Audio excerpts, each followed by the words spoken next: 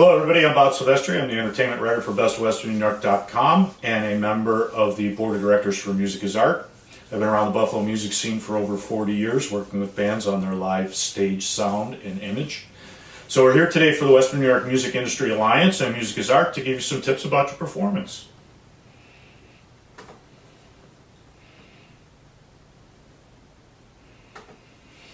All right, maybe we're just not that good. That could be part of the problem of being in a band.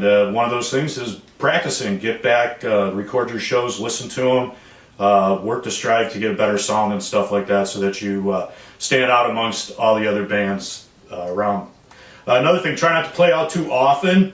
I know that's a double-edged sword and everybody's always, well, how do I make any money if I don't play out? If you play out too often, I'm not inclined to come and see you. If I can go see you next Friday, I'm not going to come this Friday. So try and space your shows out unless you're doing different things. Maybe you play in a band, maybe you play solo with a trio, a different set of guys. That's a different set of circumstances. But if it's your one band or as a solo performer, try and space those performances out just to make people want to come and see you. The other thing is make your shows an event. Give them a title, give them something, make people want to come to see them. I don't care if it's your mom got a new dishwasher, just give it some type of title, make people think they should have been there, and especially after, make sure people been there, post some pictures and stuff like that. On that same token, title your shows, try and get a more thing going that people are inclined to come out. Try not to rely solely on Facebook, although right now it is a very good medium that we can use to get our music out and stuff like that, but you need to have other types of things going on where you can get out and get the word out besides just one. So on to the next thing. Let's see what else we got here for you guys. All right, a couple things you can do. Don't go around trashing other bands in the scene. That doesn't really hurt them. That kind of hurts you more. Kind of shows the kind of person you might be. So always support other bands out there and stuff like that. Image is really an important thing. It's something I talk about a lot. Cargo shorts are for your dad's barbecue, and bare feet. Nobody wants to see your stinky feet. Put on a pair of shoes. It's just not a good look. The Beatles started out as a greasy, long-haired biker band, and when their manager Brian Epstein took over for them, he cut their hair and put them in suits. They were still playing the same music. They hadn't changed anything that way, but their whole image and the way they looked changed, and the story, they became the Fab Four from there. So image is very important. Be respectful and friendly. It'll take you much farther than being a superstar and feeling you're entitled and stuff like that. So reach out, help other musicians in the scene and stuff like that. Going to other band shows is one of the most important things you can do. If you want people to come and see your band and support you, obviously you need to go and support them too. I know sometimes you don't have an off night, maybe that you can go and support other bands, but try and do that. See what you can do, even if you piggyback shows, so that you can support them that way. Your scene's gatekeepers are also the friends with each other, so once you get to know everybody in the scene, they can help you out by being friendly with all these people and stuff like that. So make sure that you don't get yourself blacklisted by trying to be too snooty. Be friends. Physical promotion materials are still really important. Get out in the world, put up some posters. I know I've been doing that for over 40 years, hanging them in various record stores, music stores, wherever you can, all up and down Elmwood and Allentown and stuff. And don't spend all of your time on the internet. You have to get out, physically do things. Also, if you are an online presence, have an EPK, an electronic press kit, so that people can read your stuff. Keep it to one page. People don't want to read 2-3 pages. Keep it short and get to the point of why you got that out there. Okay, you need to conquer your hometown before you can even think about touring or going anywhere else. So make sure that people are coming to see you locally, and that'll make people care about coming to see you when you finally do go out of town and stuff like that. Again, touring means nothing if you don't have anybody to come to your shows while you're out on tour. So before you even think of that, make sure that you do have a following. Again, play around town, weaken your draw, spread out your shows if possible. And again, however, if you are just starting out, or if you're playing various outfits, we can kind of work with that a little bit. Playing out, if you suck, don't expect to get paid. Okay, get good first. Then you can start charging people a fair price to come and see your band and stuff like that. So Go out of your ways to help others on your scene. It will come back to you. It will eventually help you out, so make sure you're out there supporting the other acts on the scene. How about some stage no-nos? A lot of you guys, I've seen this over the years, some disaster performances just by some really simple common sense things.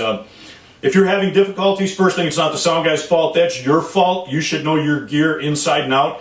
It's not the sound guy's fault that you have a 18-month-old transistor radio battery in your gear and it just died. It's not his fault. You should have thought of that before. Come prepared and stuff. Be a professional. That's the best we can say that. Another one, I forgot the lyrics. How can you do that? Every singer, every person should know the lyrics inside and out. You don't need a cheat book. If you're going to be a singer, learn the lyrics. Again, that's being professional. If you do forget, do a fa la la, come back around, make it up. Nobody's going to really know. So it just looks bad if you say you forgot, stuff like that. Avoid the temptation to do the old, I want to thank my significant other. Personally, unless she got your record to a major label head or rescued a puppy from a fire, nobody really cares what your significant other did. So skip that. Just keep the show going. I'm sorry. Boy, the two worst words you can say on stage. You don't have to apologize for being on stage. What are you apologizing for? You're telling them your song sucks or we didn't practice this enough. Don't apologize. Own the stage. You own the stage. You own the performance. There's no reason for you to apologize. If not, I just don't know what else to tell you on that. But okay, let's see what else got for you. Another thing, did you ever go to a show and the band's on stage and they're saying, this town sucks or whatever and stuff like that? Boy, isn't that disappointing to see your favorite band trash in your town?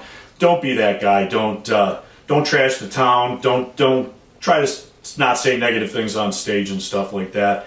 Be careful what you say. Be careful what you wear. You can wear a t-shirt with a bad logo or something that could alienate half your audience. Be very careful on the image you're projecting out there.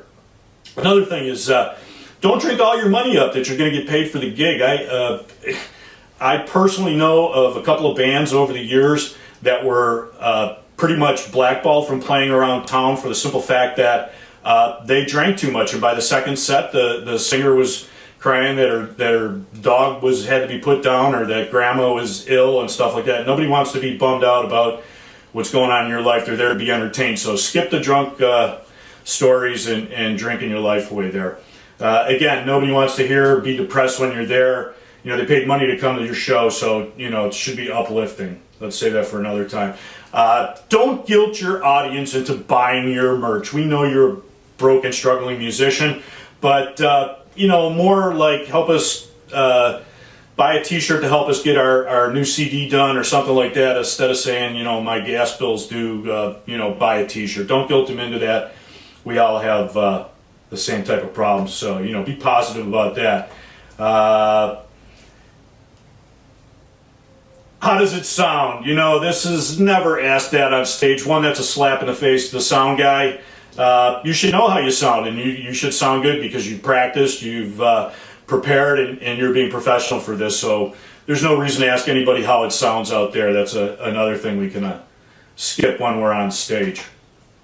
So one more thing here before we wrap it up. One of the questions I asked when I do these sessions for the Alliance and for Music is Art to the bands is, who is the most important guy at the venue when you're there? And I've never had anybody give me the correct answer, which is the sound guy.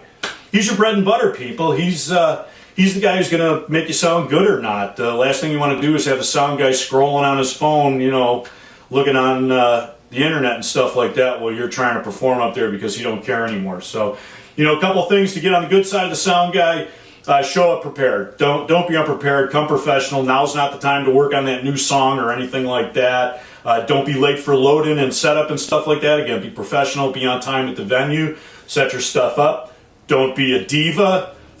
You're not a rock star. You're playing in the club and stuff like that. When you do get to arenas, then you can act however you want, but you're not there yet. Don't be picky about your sound. Let him give you a mix. He knows what he's doing too, unless it's really bad. Try to be professional, get done quick with your sound check, and move on. If you do make a mistake, just don't blame the sound guy. It's your mistake. Own it up and stuff like that. Now, a couple things you can do to really get on the sound guy's good side. Tip the sound guy. Why not? He's the most important guy you got right now, so, make it good for him. Know your gear, so he doesn't have to try and figure it out for you. Be open to sharing gear with other bands. Sometimes that helps the show run more smooth by sharing gear and stuff. So, that's another thing. Have a clear agreement on what's expected from you guys, and stay for the entire show. If you're the first band, don't clear out unless you got another gig or something, or your wife's having a baby. Why don't you just stick around and see what the other bands are about and support them too. Okay? If you can, make a stage plot, stick to it. That always helps the sound guy and gets things done faster too. So hope some of that helps for you too. And finally, we'll just wrap it up here with a couple of other things.